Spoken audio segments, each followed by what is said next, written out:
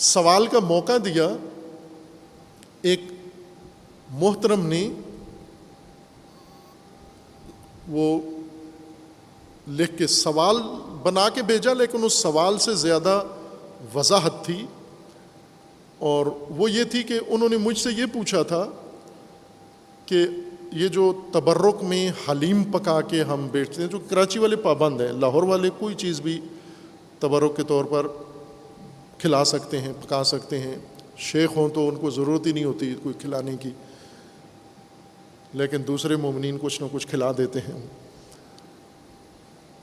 کراچی والے پابند ہیں کہ محرم کی مجلس میں حلیم ضرور ہو.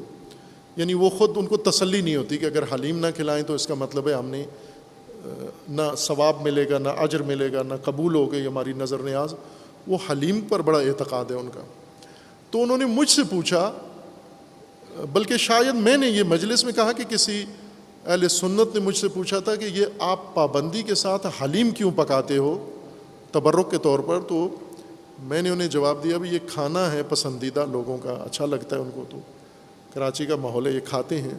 تو وہاں سے ایک مومن نے پوری صفحہ یا 2 صفحے لکھ کے حلیم کی تاریخ مجھے بتائی کہ مولانا آپ کو پتہ نہیں ہے حلیم. وہ مجلس ریکارڈ ہوگی، موجود ہوگی، پرانی مجلس کراچی کی، اگر آپ سنیں تو شاید یہ سوال جواب بھی اس میں ہوگا.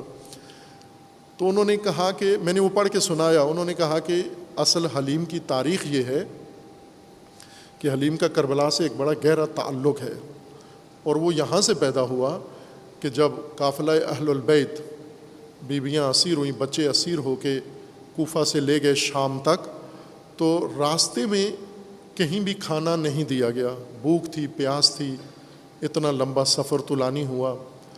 اور شام میں بھی جا کر جب زندان میں، یہ اس مومن نے لکھ کے دیا. میں نے اس لیے کہا بہت افسوسناک وہ مجلس، مجھے افسوس ہوتا ہے وہ جب بھی یاد آتا ہے تو بہت افسوس ہوتا ہے. انہوں نے کہا کہ پھر بیویوں کو جا کے بچوں کو شام کے زندان میں جب قید کر دیا گیا تو وہاں بھی کھانا نہیں دیتے تھے. تو کھانے کے لیے شام کو یا کھانے کے وقت بچے اہل البیت کے وہ باہر نکلتے، لوگوں کے گھروں پہ جاتے. نعوذ باللہ، یہ اب معاف رکھنا مجھے، میں یہ نقل کفر ہوتا ہے لیکن عبرت کے لیے سنا رہا ہوں. تو انہوں نے کہا کہ وہ بچے اہل البیت کے نکل جاتے تھے محلے میں، زندان کے ارد گرد گھروں میں جا کے دستک دیتے تھے اور لوگوں سے کھانا مانگتے تھے. تو وہ کھانا جس کے گھر میں جو پکا ہوتا تھا وہ اس میں تھوڑا تھوڑا ڈال دیتا تھا. تو وہ ایک ہی برتن ہوتا تھا جس میں وہ بچے لے کر آتے، پھر وہ سارا محلے کا کھانا جمع کر کے وہاں لاتے زندان میں. پھر وہ چونکہ مکس ہو گیا ہوتا تھا مختلف طرح کی چیزیں، تو وہ حلیم کا آغاز ہے، وہ شروع ہے حلیم کا. دمشق سے حلیم شروع ہوئی ہے، شام سے.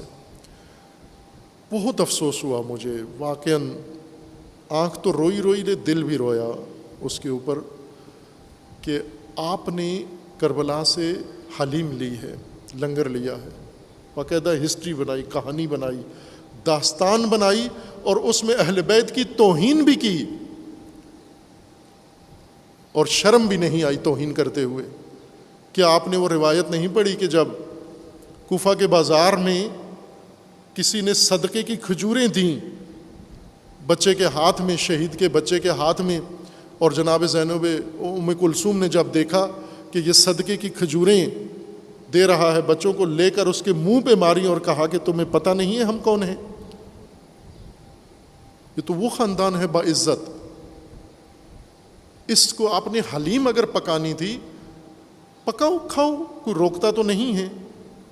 حلیم آپ کی ہندوستان کی ڈش ہے، عربی ڈش نہیں ہے، کربلا سے نہیں بنی، کربلا والوں نے کھانے نہیں مانگے، کربلا والے بچے در در نہیں گئے، بلکہ کربلا کے خوددار بچے تھے، بھوکے تھے، پیاسے تھے، پانی نہیں مانگا، بھوکے تھے، کھانا نہیں مانگا، اور ترس کھا کے، رحم کھا کے اگر کسی نے کھجور پکڑا دی وہ لے کے اسی کے منہ پہ دے ماری کہ ہم صدقہ خور خاندان نہیں ہیں. وہ عزت، وہ جلال اہل البیت کا اسیری کے اندر بھی وہ بھول گئے.